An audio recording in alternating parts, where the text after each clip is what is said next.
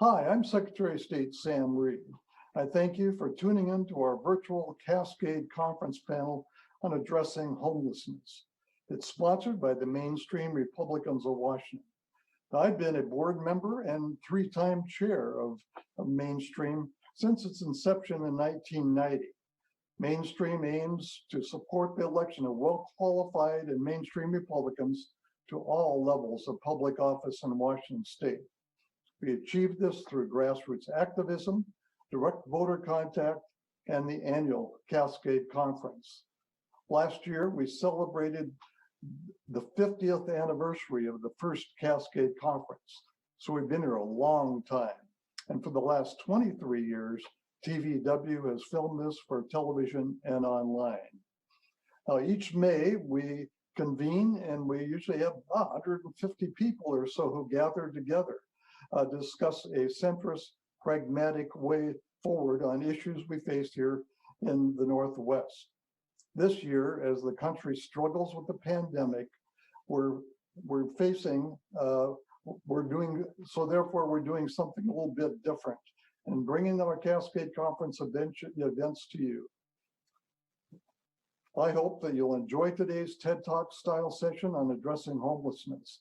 To learn more about the Mainstream Republicans of Washington and to watch all our virtual 2020 Cascade Conference, visit us online at www.mrwalliance.org. Our presenter today is State Senator Hans Zeiger. He represents the 25th Legislative District, which covers a central part of Pierce County.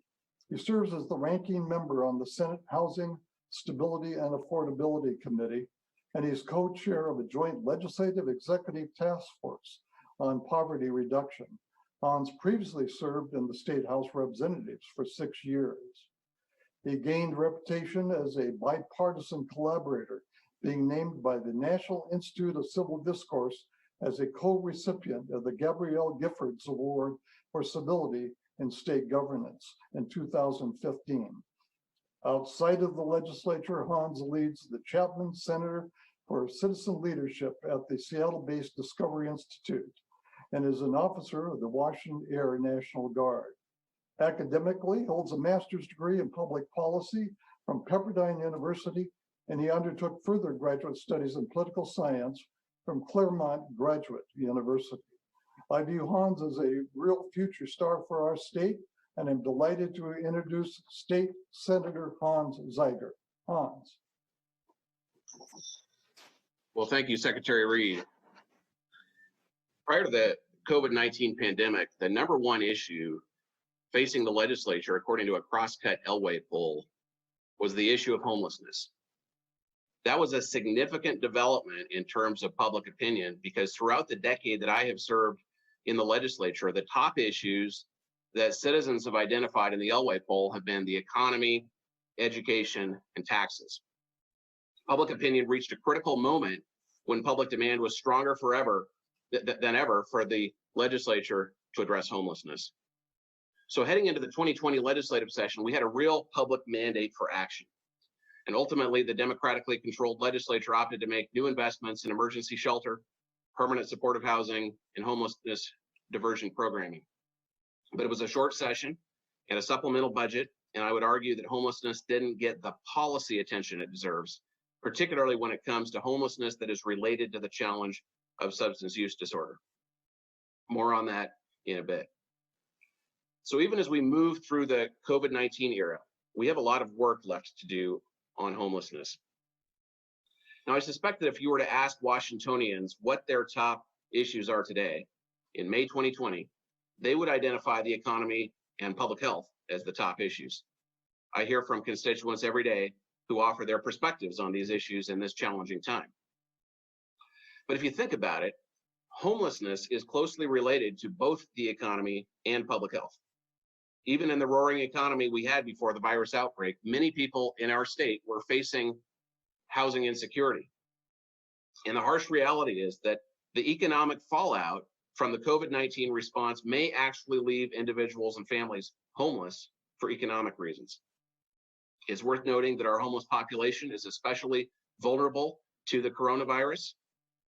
Those who were homeless before the coronavirus came along. And we have seen infections in homeless housing facilities here in Pierce County. Beyond COVID-19 as a public health issue, we have to acknowledge the connections between mental illness and homelessness, and between substance use disorder and homelessness.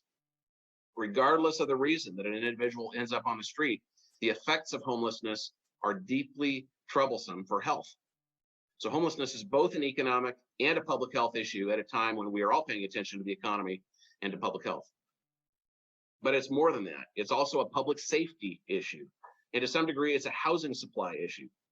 In fact, I would argue that if we are to effectively address homelessness, we have to address 4 different but related realities. And let me mention those realities using 4 different kinds of situations people find themselves in.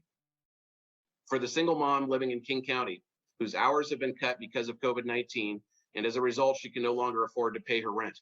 This is about housing insecurity. For the parents in Walla Walla, whose son became addicted to heroin 3 years ago and is now living on the street in downtown Spokane. This is about substance use disorder. For the woman who suffered health, job, and family setbacks that landed her on the streets of Everett. This is about a need for basic shelter. And for the homeowner in Parkland who is a repeated victim of property crimes, this is about safety. Taken together, these realities form our complicated situation. And in the face of this, we can't settle for the status quo. And the status quo, we should mention, is not what it is for lack of effort. In fact, the state operating and capital budgets have us spending upwards of $700 million on programs related to homelessness during this current 2-year spending period. And in the coming months leading up to the 2021 legislative session and in public deliberations at every level of government, we'll rightly be focused on recovery from the COVID-19 outbreak. But one of the realities that we're going to have to face coming out of this is the revenue shortfalls we face at a time of unprecedented demand for government services resulting from the shutdown of key sectors of our economy. In all likelihood, funding for homelessness programs will decline in the coming months and years. But there's a lot we can do on the policy front, even while funding may be cut. I believe there are 4 areas that we have to address if we're going to be successful in reducing homelessness. And those are 4 areas that correspond to the 4 realities I mentioned a moment ago. The 4 policy areas are housing, security, substance use disorder and mental illness, restoration and self-sufficiency, and safety. So in the remaining time I have, I want to lay out a 4-point agenda for how we can reduce homelessness in Washington State. First, we should create an environment where people are less likely to be homeless in the first place. We need to do a better job of using scarce resources to divert people out of homelessness as quickly as possible so as to keep people off the streets. To that end, we should build on existing efforts to prioritize homelessness diversion.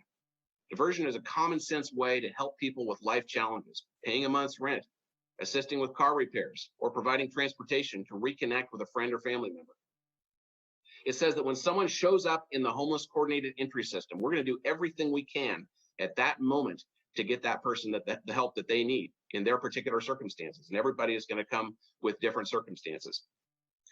These cost-effective interventions that diversion entail can make a world of difference for those facing homelessness. And in the long run, diversion programs can save taxpayers money by allowing people to get the help they need when they need it before they end up on the street.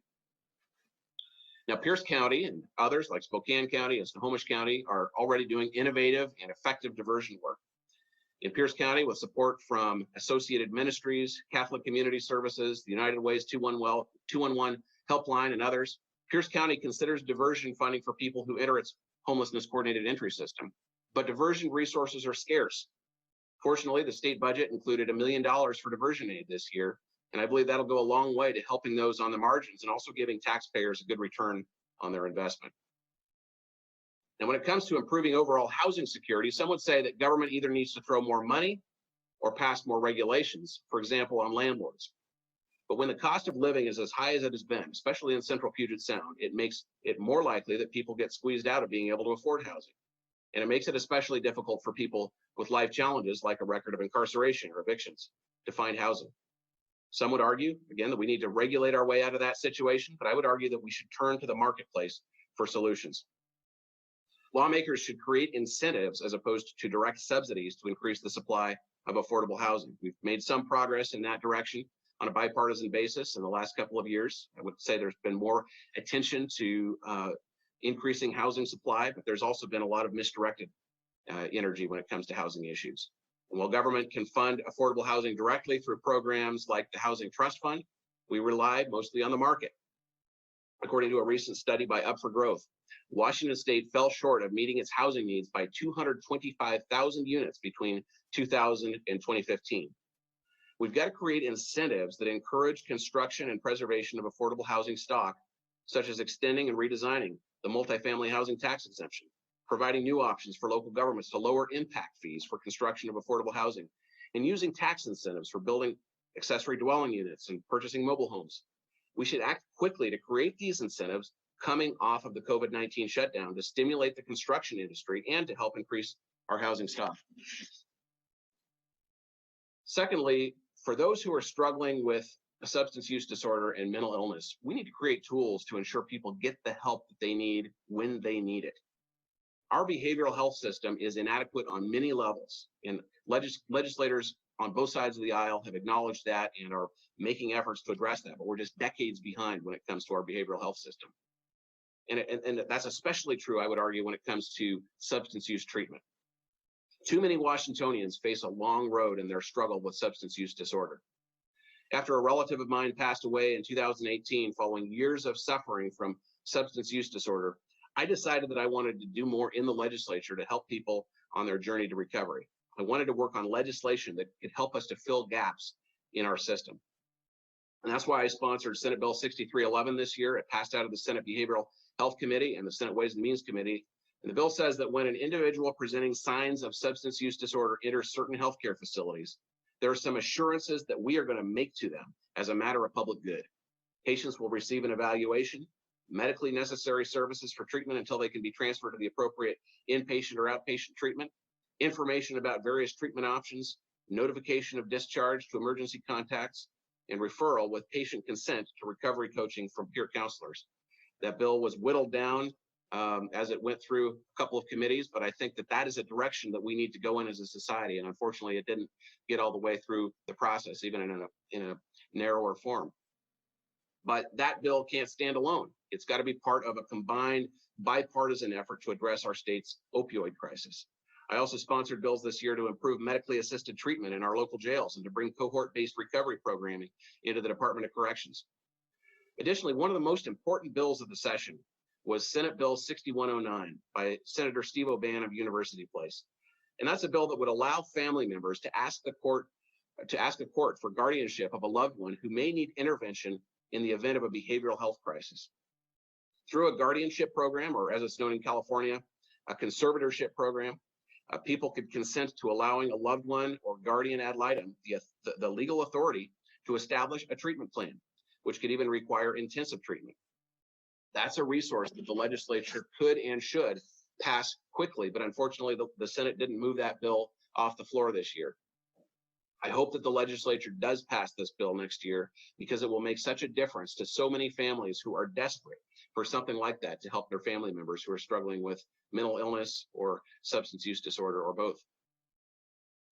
In addition to these policy solutions, we simply need more Washingtonians to work in the field of substance use treatment and mental health. The coming years will see a major expansion of high demand jobs in community mental health centers across the state.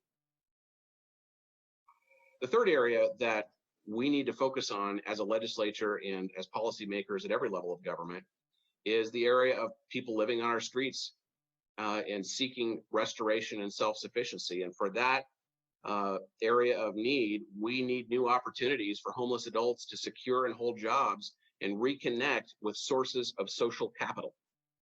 One of the great bills of this legislative session was by Senator John Braun of Centralia. It was Senate Bill 6564, and it would create a tax incentive for employers to hire homeless individuals.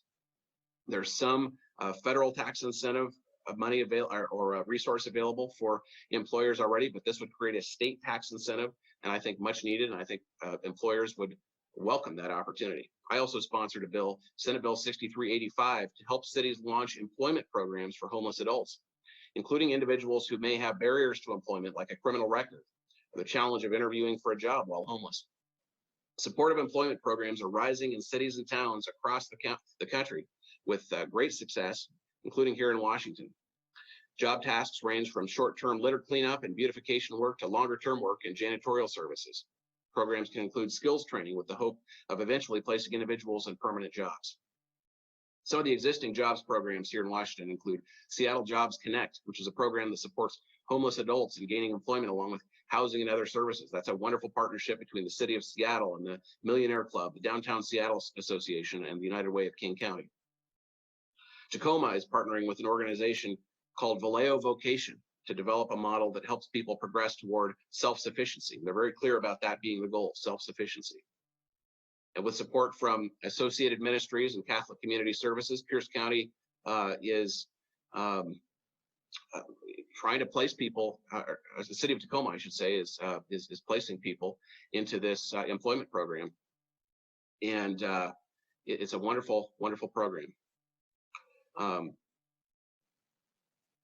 Furthermore, the city of Auburn has a partnership with the Auburn Food Bank to assist those in need. And the city of Vancouver, Washington is working with a nonprofit organization called SHARE with a jobs program that is made possible through a small state grant program. And we should make this grant program permanent to encourage other cities to move forward with innovative employment programs.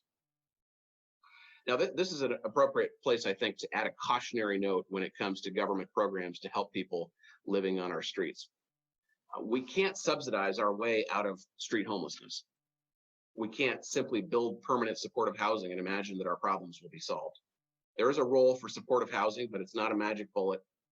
When it comes to the unique situation that each person is in when they're living on the streets, we should pay attention to the best practices of some of the faith-based and nonprofit organizations that have been doing work in this arena for a very long time, person by person, often with little to no government support, and with the help of selfless volunteers who understand the power of life transformation and recovery.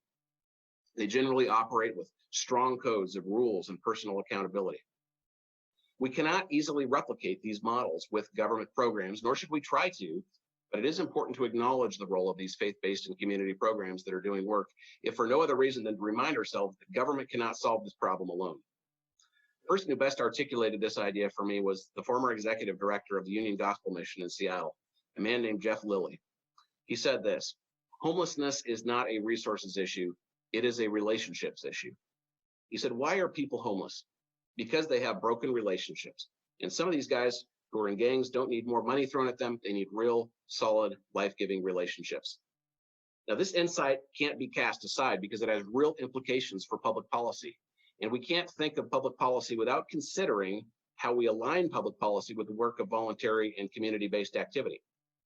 Where possible, we should prioritize limited public dollars to leverage the voluntary activity that is happening in these faith-based and nonprofit organizations in our communities all across Washington state. What they bring to the table is the hope of life transformation, and that is a goal that we have to keep in mind as we work in this arena. Now, the final area that I want to touch on that the legislature or anybody at any level of government has to address, I think, if we're going to be effective in addressing homelessness, is we need to get to the root of the illegal drug supply chain and increase penalties for drug dealers and manufacturers and improve requirements for the prosecution of property crimes. We can put that under the heading of public safety. Legislation was proposed on both sides of the political aisle to achieve these objectives, but I'm afraid it just wasn't the priority this session that it should have been. Senator Phil Fortunato proposed a bill for tougher prosecution of property crimes. Representative Chris Gildon pushed legislation to increase transparency when it comes to the sharing of charging data. And we need to target the illegal drug supply chain in new ways. I sponsored legislation that would add fentanyl to the list of drugs for which a person can be found guilty of endangerment with a controlled substance if a child or vulnerable adult is exposed to, ingests, inhales, or has any contact with the drug. Fentanyl is a synthetic opioid that can be 50 times more potent than heroin and 100 times more potent than morphine.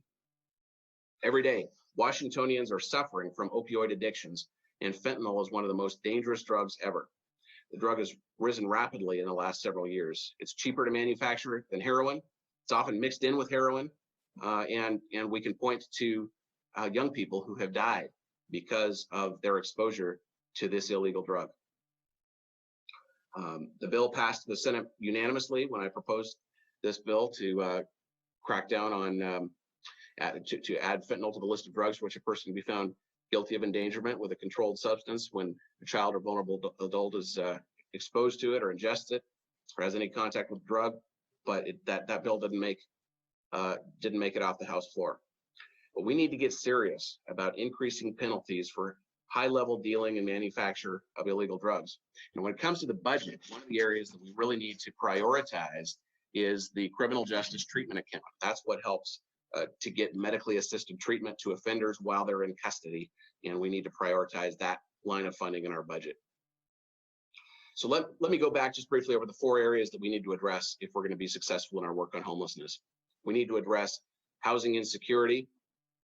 We need to address substance use disorder and mental illness. We need to address challenges facing people living on our streets, and we need to address the challenges to safety. During this epidemic, let's not forget those who are homeless and the many others who are impacted by homelessness throughout our state. There's no question that this issue can be divisive. People have all kinds of opinions about it, but I've seen how people can come together and find common ground on homelessness. So let's work together in our communities and statewide, and we can make a difference. Thank you for watching. Well, thank you, Senator Zeiger. And thank you for the viewers who are watching us on television and online. If you find this interesting, this kind of substantive, provocative issue discussion, then I encourage you to watch the rest of our programs for the Cascade Conference. Go online and go to www.mrwalliance.org. Thank you for watching.